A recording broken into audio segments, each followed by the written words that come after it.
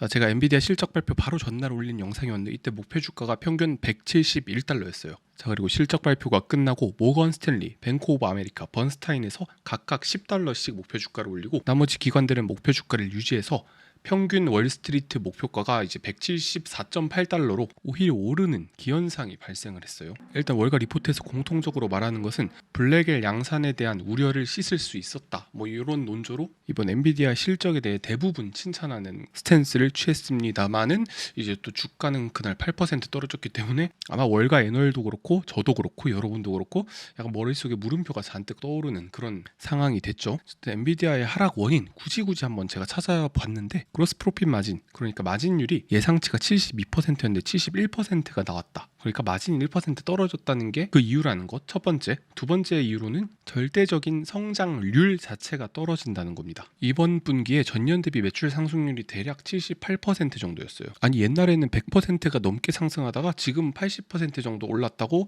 야 이게 상승률이 둔화되는 거 아니냐라는 걱정을 하시는 건데, 자, 80% 상승이 얼마나 크냐면요, 이 M7 주식들의 평균 상승률이 대략 18.5%쯤 됩니다. 그 이후서 엔비디아를 빼면 한 15% 정도로 내려가겠죠. 참고로 S&P 전체 평균은 4.3%밖에 안 됐어요. 그러니까 이 엔비디아의 성장률은 정말 말이 안 되는 수준이다. 저는 시총 2위 회사가 30% 성장한다고 해도 정말 높게 쳐줄 것 같은데 뭐 일단 시장은 아닌가 봐요. 그리고 이제 또 걱정하는 게 중국 매출에 대한 추가적 제재. 자, 이 부분에 대해서는 충분히 걱정을 할 만해요. 대략 한 15%의 매출이 중국으로 나가고 있기 때문에 이 부분을 아예 빵으로 만든다 하면은 매출에 약간의 감소폭은 있을 수가 있겠죠. 그런데 지금 시장의 공급보다 수요가 훨씬 많은 상태이기 때문에 굳이 중국이 아니어도 팔 때는 너무나 많다. 그러니까 지금처럼 주가가 떨어지려면 사실 중국한테 거의 판매하는 게 반토막 나야지 이 정도 주가 하락이 어느 정도 합리화될 것 같은데, 아무래도 시장 그 부분을 가장 걱정한 것 같아요. 트럼프가 중국의 판매를 거의 못하게 할 것이다. 뭐 그 정도 악재가 나온다면요, 이 정도 하락이 있을 수 있다고 생각합니다. 그런데 또 한편으로는 나스닥 전체가 거의 3% 이상 떨어졌기 때문에 원래도 엔비디아가 변동성, 베타 값이 엄청 높아서 사실 나스닥이 3% 떨어졌다? 그럼 엔비디아도 보통 한 7, 8% 정도 떨어졌거든요. 뭐 딱히 이상한 현상은 아닙니다. 사실 지금의 문제는 엔비디아가 뭐 잘못했다, 요래서 맞는다기보다는 그냥 장도 전체적으로 안 좋고 약간 억가를 당하는 느낌이 없지 않아 있어요.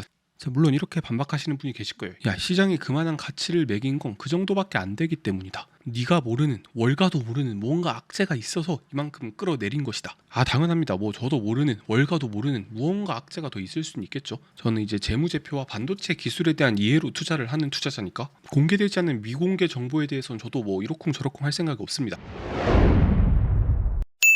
자, 지금 보이시는 맵은 이제 포워드 PE, 그러니까 앞으로 1년의 미래값을 추정한 PE 밸류에이션 지표입니다. 사실상 이제 직전 12개월보다 향후 12개월 PE 값을 쓰는 게 이제 정석이긴 해요. 그런데 이 지표를 봤을 때 엔비디아가 21밖에 되지 않습니다. 제가 지금까지 엔비디아를 지켜본 결과 가장 낮은 값이에요. 이 5년 내 가장 최저값 하단 밴드를 뚫었을 거예요. 21이면 정말 낮은 거거든요.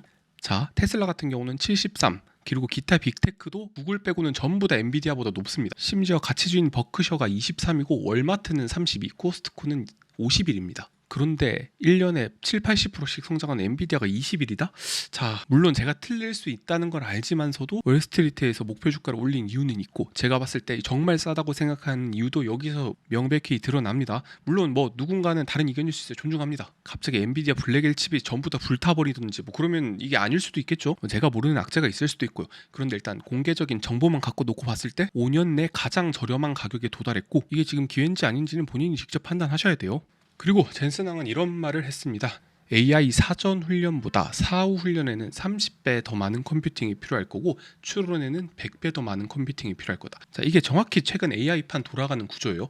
AI 사전 훈련에 가장 목숨은 건 모델이 하나 있어요. 지금 GPT 4.5가 오늘 나왔습니다. 이게 이제 사전 훈련으로는 그룹과 함께 가장 많은 에너지를 투입했단 말이죠. 그런데 투입한 거 대비 성능 향상이 조금 아쉬웠어요. 그러니까 이제 프리 트레이닝, 사전 훈련에는 어느 정도 스케일링의 법칙이 좀 무뎌지는 게 아닌가, 어느 정도 벽을 만난 게 아닌가 해서 이번에 나온 게 이제 딥시크 R1, 그것도 제로 모델에 들어간 사후 훈련이에요. 자, 최근 딥시크 팀이 이 사후 훈련의 노하우를 아낌없이 풀고 있거든요. 자, 결국 여기서도 우리가 얻을 수 있는 건 사후 훈련에도 어마어마한 컴퓨팅이 필요하다. 뭐 30배인지 아닌지는 저도 판단이 안 됩니다만은 확실히 이제 사전 훈련보다는 사후에 하는 강화 훈련 등이 중요하다는 게 딥시크가 증명을 해줬어요. 그리고 더 중요한 건 사실 테스트 타임 컴퓨팅, 이제 추론에는 더 많은 컴퓨팅이 필요하다는 거예요. 사실 젠슨항이 요 한마디 했단 말이에요. 그런데 이 한마디 안에 지금 현재 AI판 돌아가는 게 전부 다 들어있습니다. 시장이 우려했던 GPU 무용론은 사실상 근거 없는 괴소문, 괴담 정도로 취급하는 게 맞거든요. 그리고 이건 2025년 2월 최근 엔비디아가 발표한 자료예요. 2025년 1월 H100을 사용했을 때보다 2025년 B200을 사용했을 때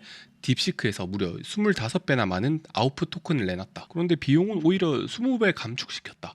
이 말이 무슨 말인지 감이 잘 안 잡히실 수도 있습니다. 이 내용도 설명하자면 정말 긴데, 이제 프리시전 정밀도를 FP16에서 FP4로 양자화를 했어요. 그래도 어려우시죠? 메모리에 부하가 오는 연산을 전체적으로 줄이기 위해서 조금 더 간단한 수식을 세웠다라고 생각하시면 될 것 같아요. 이게 이제 또 딥시크랑 찰떡으로 맞아떨어진 거고요. 그리고 이게 단순히 딥시크에 적용되는 것뿐만이 아니라 앞으로 벌어질 모든 추론 프로시저에서 엔비디아 블랙엘 칩이 최고의 효율을 보인다는 것을 지금 이 표로 증명을 해주고 있어요. 자, 제가 이렇게 백날 떠들어봐야 누군가 이렇게 비판하실 거예요.